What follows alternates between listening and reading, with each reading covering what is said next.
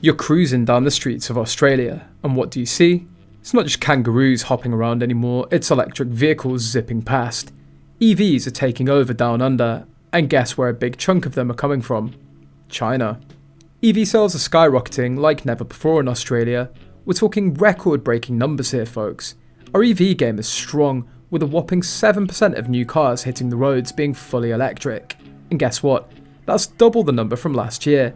But a good chunk of these EVs are rolling straight from the streets of China. It's like they hit the turbo button on the automotive industry overnight. Suddenly they're not just producing cars for themselves, they're exporting them. And guess who's lapping it up? Australia. What's the deal with Chinese EVs? Why are they suddenly all the rage? Take for instance the runaway success of BYD. This powerhouse of a brand entered the Aussie market just 18 months ago, and already it's climbing the ranks like nobody's business. We're talking top 3 in EV salespeople. And when you peek at the top 10 EV sales list for 2023, what do you see? Teslas, MGS, Porsches, and Volvos, all proudly sporting that Made in China label. We've got some serious contenders from Chinese brands like GWM and LDV, also making waves in the EV scene down under. But how did it all begin? To answer this burning question, we turn to none other than our very own fully charged show correspondent in China, the one and only Elliot. Now, Elliot, being the knowledgeable soul that he is, spilled the beans on how this electrifying journey all started. You see, it all goes back to a little thing called globalization. Back in the day, Thatcher and Reagan, the dynamic duo of politics, decided to shake things up and offshore everything. They wanted to shift gears from a manufacturing-driven economy to a service-based one. But while the West was busy counting their cash, China was quietly honing its skills, building its knowledgeable base, and laying the groundwork for something big. And before you knew it, China emerged as a powerhouse in the electric vehicle world, leaving the competition in the dust. It was 2015 and China was gearing up for a seismic shift in its automotive landscape. Enter stage left, the Made in China 2025 policy. You see, China had a light bulb moment. They looked at the automotive scene and realised, hey, we're not going to beat the West at their own game with internal combustion engines. And just like that, the whole focus shifted. China pivoted towards EVs like never before, and let me tell you, they went all in.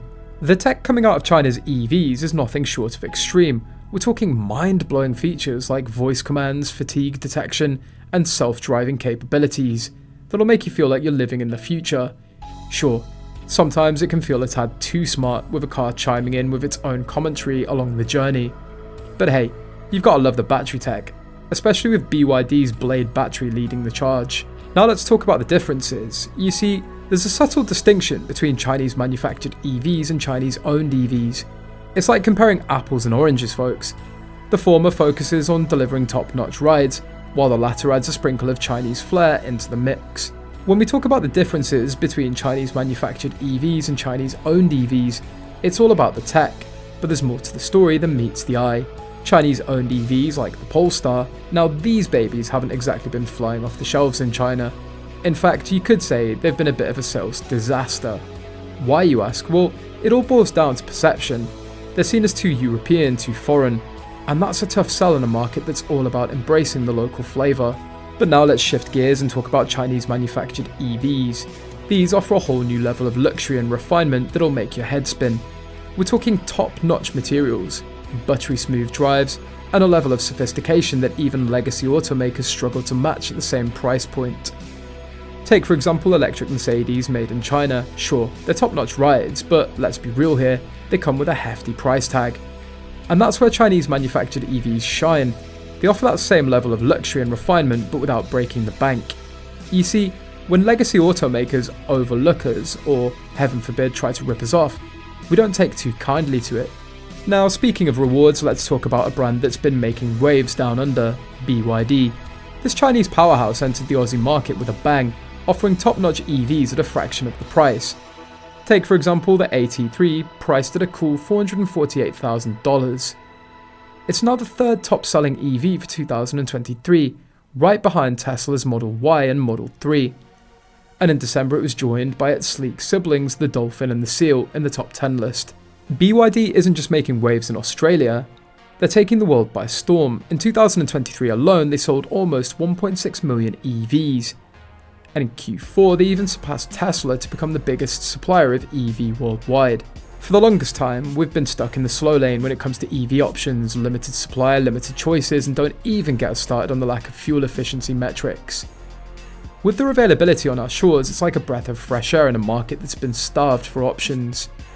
Suddenly, we're not just stuck with a handful of models, we've got a whole buffet of choices to pick from.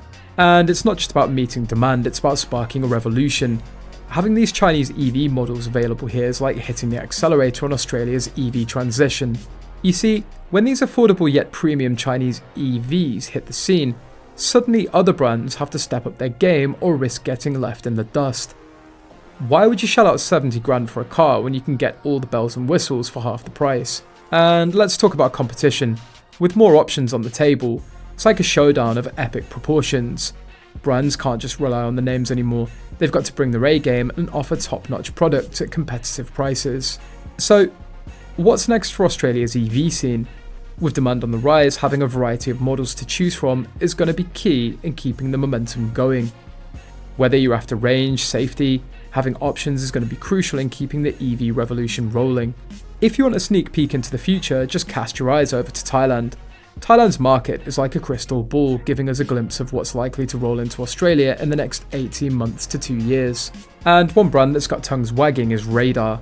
We took their pickup for a spin late last year. It's the real deal. Practical, affordable, with decent range and top-notch technology, it's got all the makings of a hit down under. We're talking about GAC and their Ion brand. These guys aren't just here to play, they're here to disrupt the market in a big way, with 800-volt architecture and a car that's sure to appeal to the Holden and Ford crowd. They're gearing up to make a splash next year. Now, keep your eyes peeled because there's talk of brands Aeon, Zeekr and Chery making waves in the EV space over the next 12 months. And let's not forget about Radar and Neo, who've been itching to launch here but pesky trademark issues have been putting a dampener on their plans. But hey, watch this space because you never know what surprises might be around the corner. You know what the biggest barrier to entry is? Politics, mate. One wrong move from a politician and suddenly you're facing tariffs, taxes and all sorts of red tape. It's enough to make any brand think twice before dipping their toes in our market. But here's where China's got the upper hand. They've cracked the code. They're offering top-notch tech, practicality and affordability, all wrapped up in a neat little package. And with their proximity to us, they're making it easier than ever to get our hands on these models. But here's the thing, getting into the Aussie market isn't a walk in the park. We've got some pretty specific design rules. And let's face it, brand perception plays a big role. There's this notion that if it's Chinese, it must be cheap and poorly made. And that's a tough stereotype to shake off. But here's the thing, does it really matter where an EV's from anymore? We've shifted the manufacturing knowledge and expertise to China and there's no turning back. Chinese parts are woven into the fabric of everything we use, from our phones to our computers to our cars. Take Polestar for example. It's marketed as a Swedish brand, but let's be real here, it's made in China and America.